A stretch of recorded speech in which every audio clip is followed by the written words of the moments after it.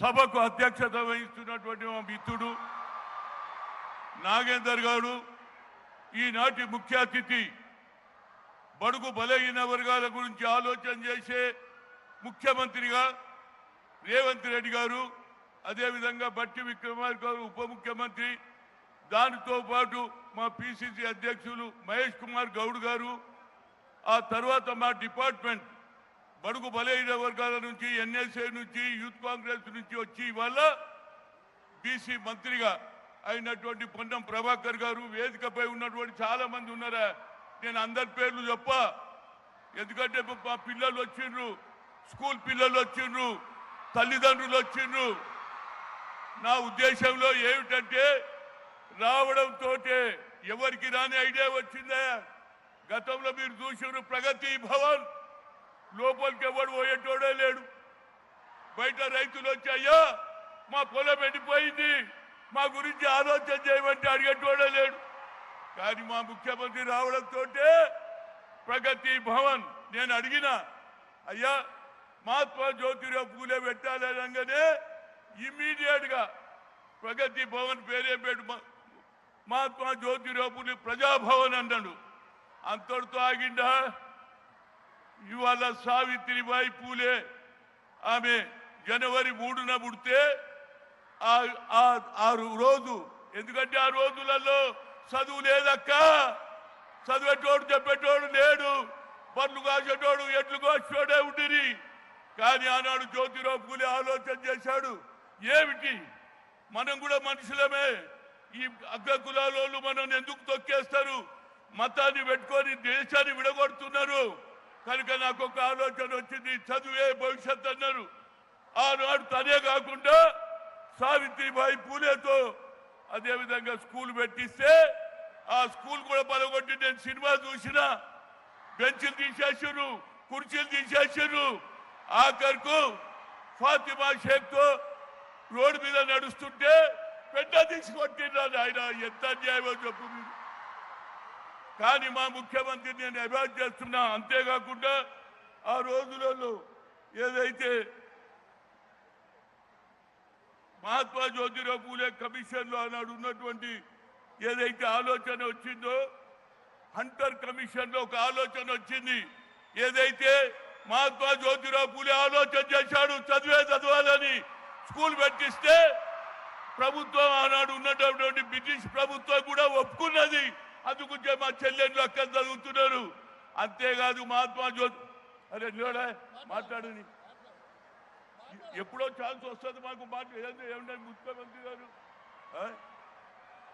ఎందుకు చెప్తున్నా అంటే ఇవాళ మా చిన్న పిల్లలకు ఇళ్ళ బాసన్లు వచ్చి స్కూల్ ఫీజు కట్టలేరు. ఇవాళ గురుకుల స్కూల్ కాకుండా ఇవాళ ఎడ్యుకేటెడ్ స్కూల్ కూడా పెడుతున్నారు. దాంతో పాటు నాది ఒకటే కోరిక, ముఖ్యమంత్రి గారు ఈ ప్రైవేట్ స్కూల్ తీసేయండి. ప్రైవేట్ అంటే ప్రైవేట్ స్కూల్ అనలేరా భయ్, ఏది గురుకుల స్కూల్ ప్రైవేట్ స్కూల్ ఉంటే మా ముఖ్యమంత్రి గారు స్పోర్ట్స్ సిటీ అంటున్నాడు. స్పోర్ట్స్ సిటీకి వెళ్ళి ఆడతారా? ఒకే రూమ్లో 10 మంది ఉంటే ఎట్లా ఆడతారు చెప్పు? దాని గురించి కూడా 5 ఎకరాలు చేయమని చెప్తున్నా. ముఖ్యమంత్రి గారు ఈ కార్యక్రమం నేను అంటాను, యావత్ భారతదేశంలో ఏ రాహుల్ గాంధీ అయితే కన్యాకుమారి నుంచి కశ్మీర్ వరకు నడిచిన తర్వాత కేవలం ఎస్సీ ఎస్టీలకే అన్యాయం కాదు, బీసీలకు కూడా అన్యాయం జరుగుతుందని we come to the power, will conduct caste wise census, జిత్నా హిస్సేదారి ఉత్తి భాగీదారి అన్నటువంటి ఇంతవరకు నేను వినలే, నేను చూడలే. మా గురించి ఎవడు పట్టించుకునేటోడే లేడు. కానీ ఆ కార్యక్రమం కూడా ముఖ్యమంత్రి కావడంతో తేదీ ఎలక్షన్ కాకముందు ఒక ప్రామిస్ చేసిండు. కామారెడ్డిలో ఏమన్నాడు తెలుసా? నేను తప్పనిసరిగా 42% రిజర్వేషన్ ఇస్తాన్నాడు. దానితో పాటు ముఖ్యమంత్రి కావడంతో కులగన జరిపినోడు ఈ దేశంలో ఎవరు ఒకరు నితీష్ కుమార్ చేస్తే అది కూడా కోర్టు కొట్టేసింది. కనుక మా ముఖ్యమంత్రి గారు మీ పైన గురుతరమైన బాధ్యత ఉన్నది. ఈ దేశంలో మా ముఖ్యమంత్రి గారు ప్రధానమంత్రి కావాలి రాహుల్ గాంధీ అంటున్నాడు. అదేవిధంగా మాకు ఎవరు బట్టి విక్రమార్క అంటున్నాడు. కేవలం బీసీ కులగన జరుగుతుందే, బీసీలు ఎక్కువ సంఖ్యలో ఉన్నారు. ఇవాళ మాకు అన్యాయం జరుగుతున్నది. రాహుల్ గాంధీ గారు ఆ ఇష్యూ టేకప్ చేయాలి. అదే విధంగా ఇవాళ పేపర్ లీకేజ్ మీద కూడా మా అపోజిషన్ లీడర్ గా ప్రధానమంత్రి ఇంటి ముందు కూర్చొని ధర్నా చేసిండు.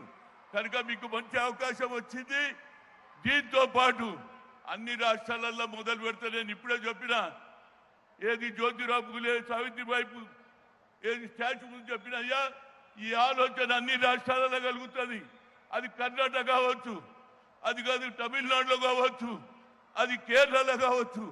తప్పనిసరిగా అన్ని రాష్ట్రాలలో మహాత్మా జ్యోతిరావు పూలే సావిత్రిబాయి పూలే పెడతారు.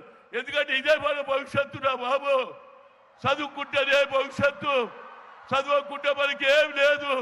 కనుక నేను ఇంకెక్కువ చెప్పకుండా మా ముఖ్యమంత్రి గారికి సులువు చేస్తున్నా.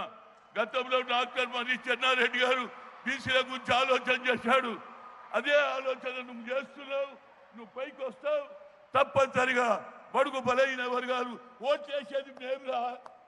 మా ఓట్లు ఎక్కున్నాయి, కానీ ఆ ఓట్ల ద్వారా మాకు అధికారం కూడా ఇవ్వాలని కోరుతూ ఇప్పటికే మా నాగేందర్ వచ్చిపోయిండు. ఇంకెక్కువ మాట్లాడకుండా మళ్ళీ ఎప్పుడైనా ఇంకోటి పర్సనల్గా మాట్లాడతానని చెప్తూ నాకు ఇచ్చిన ఈ అవకాశాన్ని ఒకసారి స్లోగన్ ఇస్తా. Mahatma Jyotirao Phule Amar high, Mahatma Jyotirao Phule Amar high, Savitribai Phule. అదే 3వ తేదీన ఆమె ఏదైతే పుట్టినరోజు ఏది జీవో నంబర్ 9 తీసి ఉపాధ్యాయుల టీచర్లకు ఎప్పుడు అవకాశం రాదు. ఆ అవకాశం కూడా మీ అందరికి ఇచ్చారు. 3వ తేదీ మరవద్దు జనవరి.